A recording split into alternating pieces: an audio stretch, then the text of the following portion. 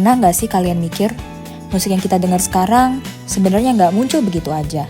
Setiap nada, setiap beat punya cerita. Dari awal tercipta, berevolusi lewat berbagai era, sampai akhirnya sampai ke telinga kita hari ini. Nah, kalian penasaran nggak sih seperti apa perjalanan musik itu dari masa ke masa? Yuk kita telusuri bareng! Selamat datang di era awal perkembangan musik, yaitu 1880-an hingga 1930-an. Mari kita tonton sejenak tayangan video berikut. Awal era perkembangan musik, yaitu sekitar akhir abad ke-19 hingga awal abad ke-20, para penemu menciptakan perangkat mekanis. Thomas Edison mengembangkan teknologi perekaman dan pemutaran akustik pertama pada tahun 1877, yaitu sebuah fonograf. Kemudian pada tahun 1906, Victor Talking Machine Company memperkenalkan Victrola untuk ke rumah-rumah. Ke-20, industri musik Amerika Serikat sangat kental akan pengaruh rasisme, seperti beberapa event yaitu Jazz and Blues is Black Music. Kedua genre tersebut sangat berakar dalam budaya musik orang Afrika Amerika. Awalnya, genre musik ini didominasi oleh musisi berkulit hitam seperti Louis Armstrong, Ella Fitzgerald, dan juga Billie Holiday. Di Indonesia sendiri, industri musik baru berkembang di awal tahun 1900-an dengan toko musik pertama di Indonesia yang bernama Tio Tek Home yang berlokasikan di Pasar Baru.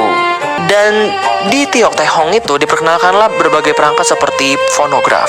Genre musik yang populer yang sering diperdagangkan di toko Tio Tek Home adalah keroncong Melayu dan berbagai genre musik jadul lainnya. Selamat datang di era perkembangan musik generasi kedua. Hari ini, saya akan mengajak Anda menelusuri nada-nada dari era 1940 hingga 1970-an, di mana pada saat itu musik mulai berkembang, media berkembang, dan fenomena mulai muncul pada tahun tersebut. Pada era 1940, musik dinikmati melalui radio serta piringan hitam atau vinyl yang diputar dengan gramofon. Genre jazz, swing, dan keroncong menjadi penghibur masyarakat. Di Indonesia, radio berperan penting menyuarakan lagu perjuangan dan semangat kemerdekaan. Memasuki tahun 1950-an, teknologi vinyl 33 dan 45 RPM semakin memajukan industri musik. Hadirnya gitar listrik dan amplifier melahirkan musik rock and roll dengan tokoh besar seperti Elvis Presley yang digemari kaum muda. Kini, kita tiba pada era 1960 hingga 1970, masa keemasan band-band dunia. Muncul kelompok legendaris seperti The Beatles, The Rolling Stones, dan The Beach Boys yang karyanya tersebar luas berkat tape recorder dan kaset pita. Di Indonesia, musik berkembang melalui orkes Melayu, keroncong, dan pop Indonesia dengan tokoh seperti Koes Plus dan Bing Slamet. Hai guys, gue Lintang dan sekarang gue akan jelasin era musik paling kece dari tahun 80-an sampai awal 2000-an. Check it out! Era 80-an sampai 2000-an punya berbagai macam genre dari band metal seperti Metallica dan Motley Crue di tahun 80-an. Lalu, tahun 90-an dan awal 2000-an mulai dipenuhi oleh genre alternatif yang berkembang dari genre sebelumnya, seperti Deftones dengan genre nu metal, Oasis dan Blur yang bersaing di genre Britpop, sampai icon pop yang mendunia yaitu Britney Spears. Nah, lalu media apa sih yang digunakan pada saat itu? Jawabannya adalah CD.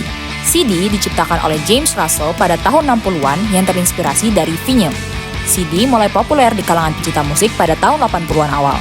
Media ini dianggap lebih praktis karena lebih kecil dibandingkan vinyl, serta memiliki kualitas suara yang lebih stabil dan tidak mudah aus seperti kaset. Namun di Indonesia transisinya agak sedikit berbeda nih, karena masyarakat masih cenderung menggunakan kaset di tahun 80-an sampai 90-an. Selain CD, era digital juga sudah mulai populer pada saat itu, yang awalnya sih terlihat keren ya, tapi pertukaran musik gratis seperti Napster ternyata ilegal.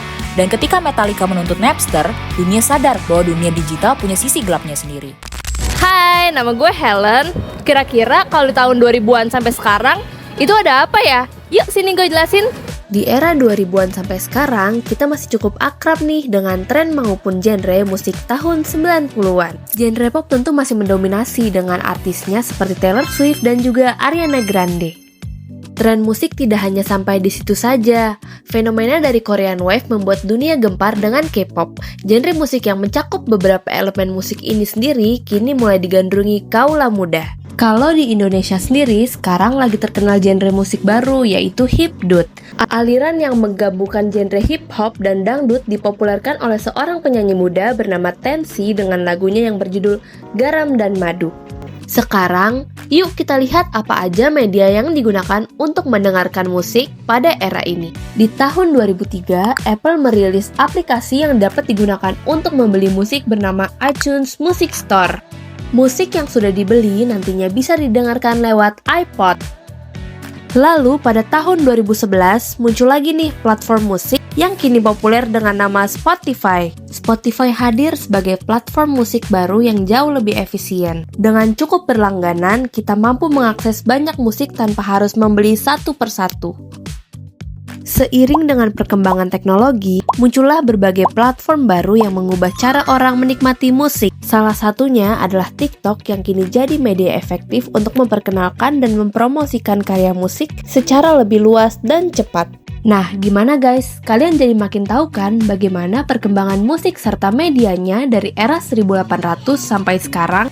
Jangan lupa untuk like dan share video ini kalau kamu suka. Bye-bye!